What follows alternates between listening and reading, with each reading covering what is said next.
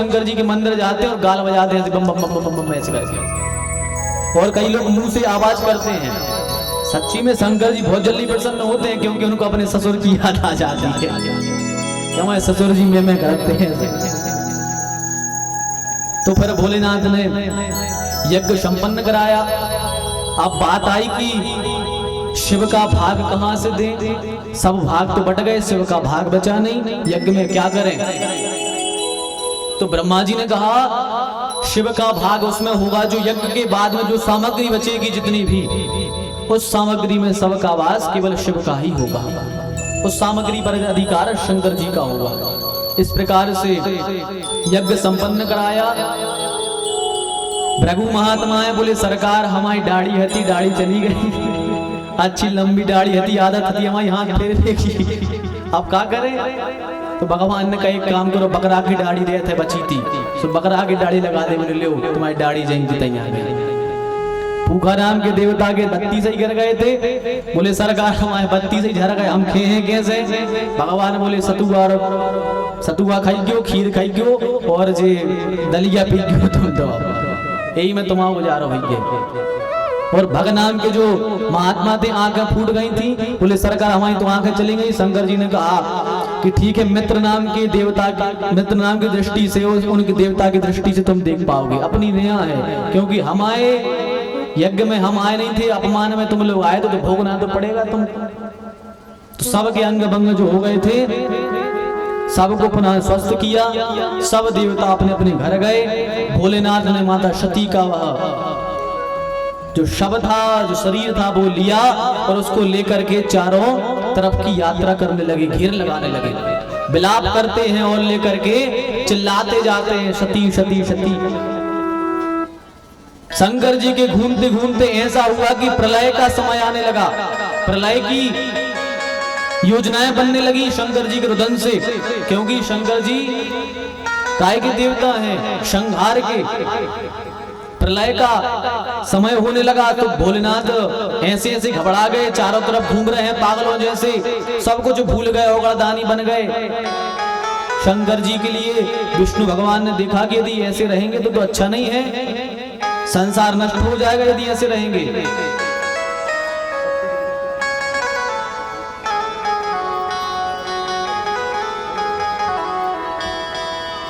तो शंकर जी माता सती के सब को लेकर के जा रहे थे। भगवान नारायण ने अपना चक्र लिया और चक्र लेकर के आए और सती मैया में जैसे चक्र मारा तो माता सती के अंग के कई कई टुकड़े हो गए, अनेकों टुकड़े हो गए। और वे जहां टुकड़े जाकर के गिरे तो वही स्थान शक्तिपीठ कहलाए, वही स्थान शक्तिपीठ कहलाए। उन्हीं स्थानों में शक्तिपीठ का आह्वान होता है। जैसे शारदा मैया है, मैयर में यहाँ भी गिरा था, और शायद अपने हरसिद्धि माई है जो वहां पर भी कोई उनका शायद अंग गिरा था। ये शक्तिपीठों में आते हैं। और जहां जहां भी ये शक्तिपीठ है, गुवाहाटी में कामाख्या देवी है, वह शक्तिपीठ है। ऐसे ऐसे शक्तिपीठों की स्थापना हुई थी माता सती के अंग से। अब शंकर जी लौट करके आए और समाधि में बैठ गए, ठाकुर जी की ध्यान करने के लिए बैठ गए। जब ध्यान के लिए बैठ गए उसी समय तारकासुर नाम का एक राक्षस हुआ। तारकासुर हुआ, वह सारे संसार पर अत्याचार करने लगा। अत्याचार करने लगा। शंकर जी से, ब्रह्मा जी से किसी ने पूछा कि भैया इसका उद्धार कैसे होगा। ब्रह्मा जी ने कहा शंकर जी के बेटे से इसकी मृत्यु होगी, इसको वरदान है कि शंकर जी के बेटे से मरेगा।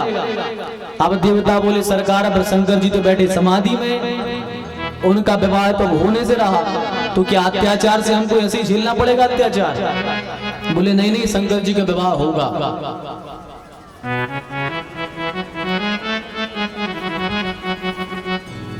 चलिए अब विवाह जल्दी कर लें क्योंकि समय की जो घड़ी है बहुत तेजी से भागी जा रही है।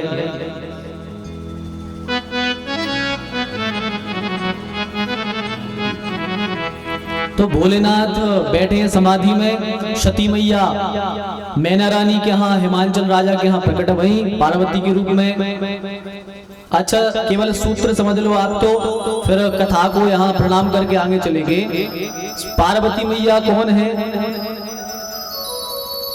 पार्वती मैया कौन है? श्रद्धा।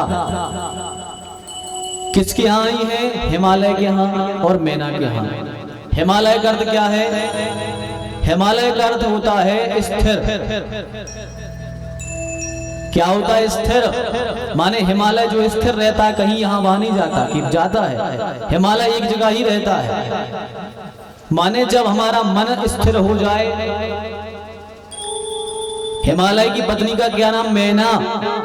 मैना मतलब मैं ना। जब हमारा मन स्थिर हो जाए और हमारे अंदर ये भावना है कि मैं ना, मैं कुछ नहीं हूं, मैं कुछ नहीं हूं, मैं ना, जब हमारे अंदर ये शब्द आ जाता है कि मैं कुछ नहीं हूं, भगवान ही सब कुछ है, तब हमारे हृदय में श्रद्धा रूपी पार्वती का जन्म होता है। श्रद्धा रूपी पार्वती का जन्म होता है। और जब श्रद्धा आती है तो श्रद्धा का विवाह किससे होता है? विश्वास के साथ में। शंकर जी कौन है? विश्वास।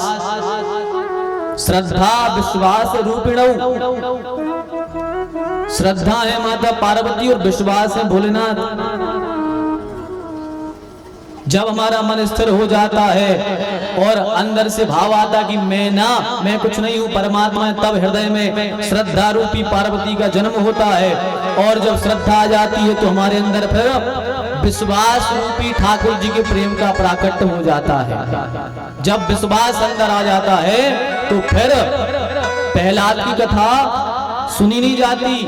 प्रहलाद तो फिर यहाँ सामने अपने आ जाते हैं। नृसिंह को फिर पहाड़ में से या खंबे में से नहीं ढूंढा जाता, नृसिंह तो फिर यहाँ नाचते हैं। जब हमारे अंदर भगवान पर विश्वास आ जाता है, आपको जहां विश्वास होगा परमात्मा वहां मिलेगा। इसलिए आपसे कहते हैं श्रद्धा विश्वास के साथ में बैठिए। श्रद्धा विश्वास के साथ में, क्योंकि जब श्रद्धा होगी तो आपके अंदर भगवान के प्रति विश्वास आएगा। और जब विश्वास हो जाएगा तो ठाकुर जी आपके सामने खड़े होंगे। पर भगवान पर पूर्ण विश्वास होना चाहिए। तो उसी श्रद्धा को शंकर जी रूपी विश्वास के साथ में विवाह करवा दिया। अब विवाह हो गया, शंकर जी के विवाह का एक गीत गा लें और गीत के बाद में फिर आगे कथा में चलते हैं। भोलेनाथ का बढ़िया विवाह हो रहा है। शंकर जी बहुत अच्छे सजे हैं। अब यार देखो समय नहीं है, वरना शंकर जी का विवाह बढ़िया अच्छे से करते, बढ़िया शंकर जी का विवाह करते। लेकिन अब बहुत कथाएं हैं, अभी शंकर जी का विवाह ही चल रहा है। तो शंकर जी महाराज बढ़िया तैयार हो गए हैं। माता पार्वती अपने यहाँ तैयार हो रही है। अब जो है शंकर जी की बारात को आना है। शंकर जी की बारात आ रही है तो एक आध बुंदीली गा लें फिर।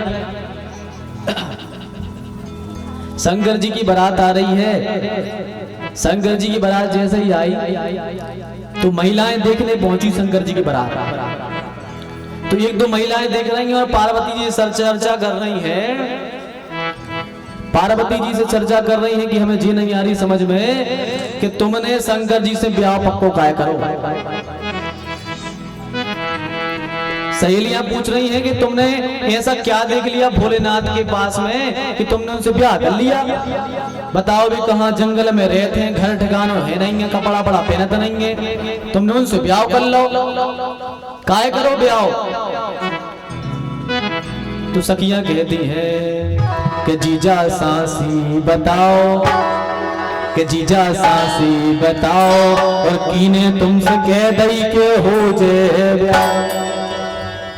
पूछ रही है कि क्या बताओ। एक देवता पहुंचे शंकर जी के। जब शंकर जी अच्छी भभूति अभूति लगा के सांप आप पैर के बिच्छू गोहरी पैर के तैयार हो गए तो एक देवता ने पूछी एक दूसरे देवता से, बोले हमें जह नहीं आ रही समझ में कि शंकर जी को बहू बनी कौन जगह होजे, इनके लाने दलज्जा बनी कहाँ होजे।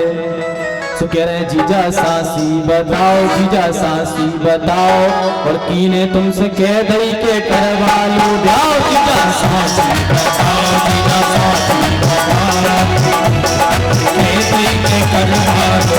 जीजा सासी बताओ, जीजा सासी साथी बताओ, इन्हें ओ के दल पे करवा लो जाओ। जीजा साथी बताओ, जीजा साथी बताओ, झुके नहीं के करवा लो जाओ।